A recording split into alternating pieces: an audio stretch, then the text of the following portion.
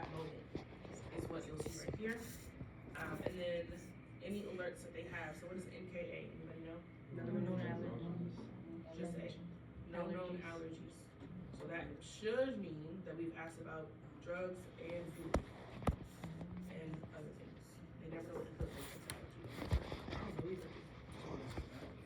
Yeah, they're like, this doesn't feel like a drug. It doesn't feel like food. I'm like, I don't care what you put in. If you click it, you will get more details about those alerts. So I still have NKA.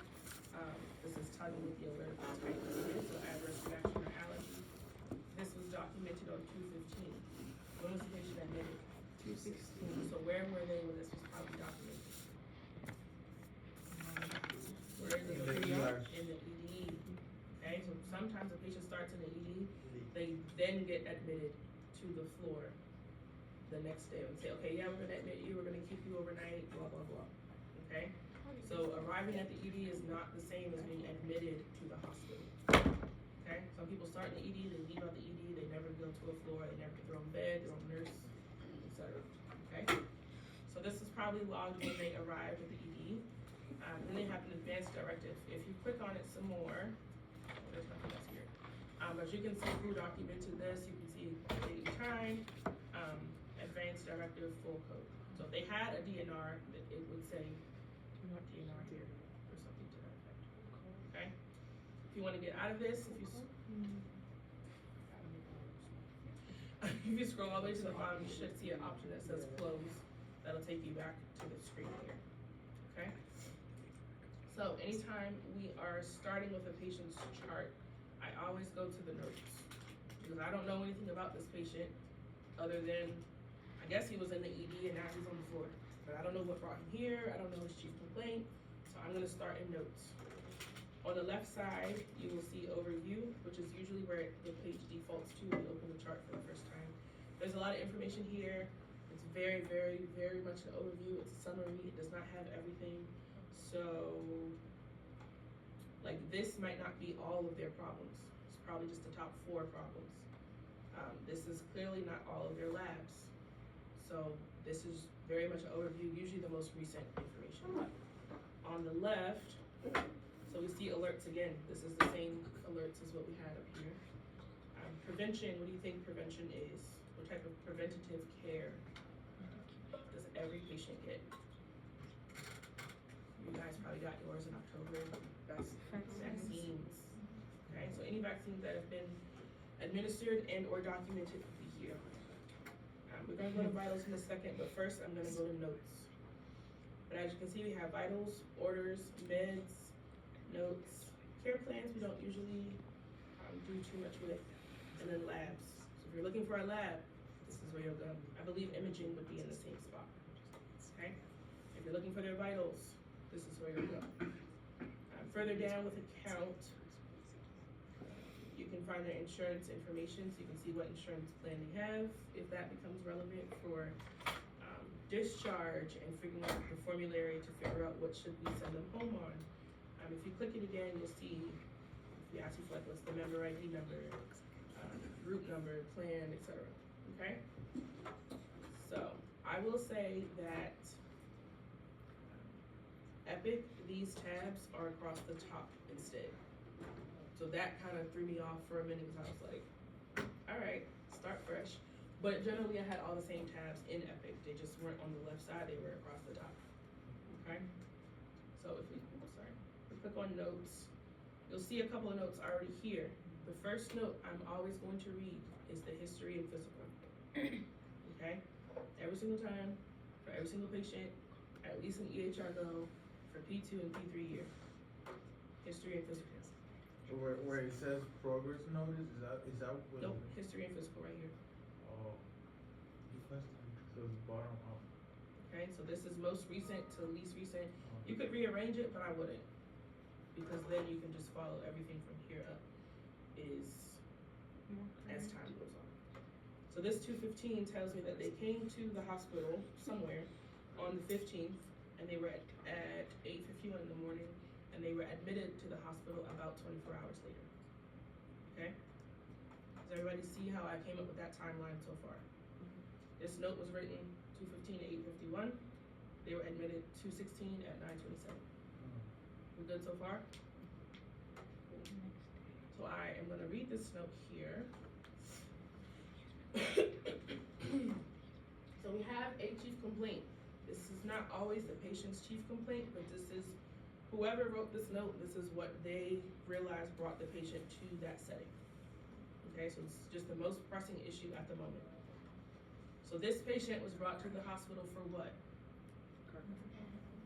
Motor vehicle accident, okay? So we have an HPI, which we'll read in a second. Past medical history, no significant medical history. Does this mean the patient doesn't have any conditions? No. But if this patient was brought into the ED and this note was written upon arrival and they came for a motor vehicle accident, you probably just don't have that information yet, okay? So we're starting here we're learning this patient as everybody else in the hospital learned this patient, essentially, okay? So we have here, surgical history, none for now. Social history, family, medications, allergies. So this looks like the SOAP note template that we gave you P1 year, right? I know it was a while ago now, we haven't touched it in. Physical examination upon return to the ER.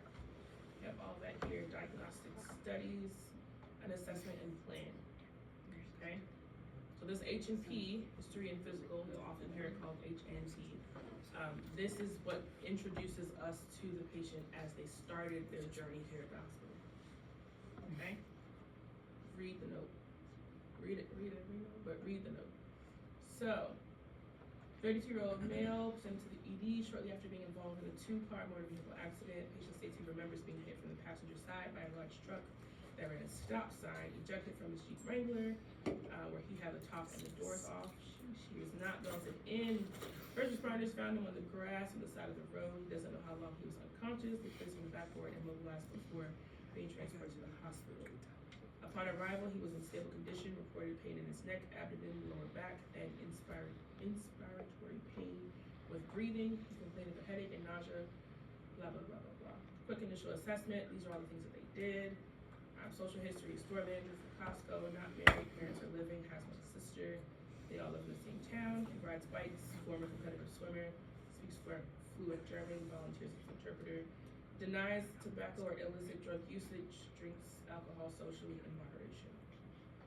So if it asks you what's his occupation, this is a place you can find it. I'm gonna show you another place you can find it later if you're like, I don't have time to read the book, okay? These are the medications they were able to gather from him. We have some vitals here, but I'm not necessarily stated that his weight was 192, 61 inches, 6 out of 10 pain for chest and abdomen, 3 out of 10 for his headache. So these are what types of values? What are these? Objective vitals. Where else can I find vitals? Vitals, okay? So if I click on this, I have a 215 at 6:36, I have a 216 at 9:41, and a 217, which is today at 8:30. So what was his temperature upon admission? 99.2, okay? He was admitted on 216 at 9:27. On 216, about 15-ish minutes later, they got his vitals. These would be the ones that you would enter if it's asking for upon admission. If it said upon arrival to the hospital, that would be these, okay? What is his most recent? That would be this one here, okay? So see, the timestamps are really helpful in figuring out, like, has he been getting better? Has he been getting worse? If we look at his pain score, has his pain been getting better or worse or about the same? Worse. He started at a 6 and now he's at a 9. What do you think has probably happened? Adrenaline is wearing off. If they gave him something in the ambulance, that's probably wearing off too. Now the question is what? What medication are they giving him for his pain? Where would I go to find that out?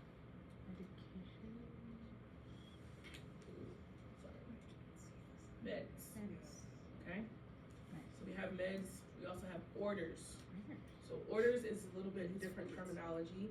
In the outpatient setting, we just call everything a prescription, right? You get a prescription to get ibuprofen, you get a prescription for this, you get a prescription for that. You may get a referral to go see a specialist. But in the inpatient setting, meds are meds. Meds can be orders, but orders are also other things. So we may order a patient to go get a CT. We may order a patient to have an MRI. We may also order a patient to be NPO. That is all an order. Medications are also orders, but other things are not meds. Does that make sense? Okay, so if I'm in the meds tab specifically, I'm only going to see meds. So he has a lorazepam that has been scheduled, a morphine. So he got a hydromorphone. If I click on this, I can see when it was given. 2:15 at 6:56. When was that? In the ED when he got here. So when he got here, they gave him more hydromorphone. It was due now for a frequency of 1 dose, and it says complete. So that's probably why his pain was at a 6. Do we see any more administrations of any pain medication? Everything else just says that. It's active, but has it been given? No. No. So as a pharmacist, what are you probably thinking? Give him something. So we have a morphine here, 4 milligrams IV for pain as needed. My man is in pain, so let's go. Administration history, nothing. So has he received the morphine? Has he received any other pain medication? No. Okay, this lorazepam is also anxiety, restlessness, or sleep.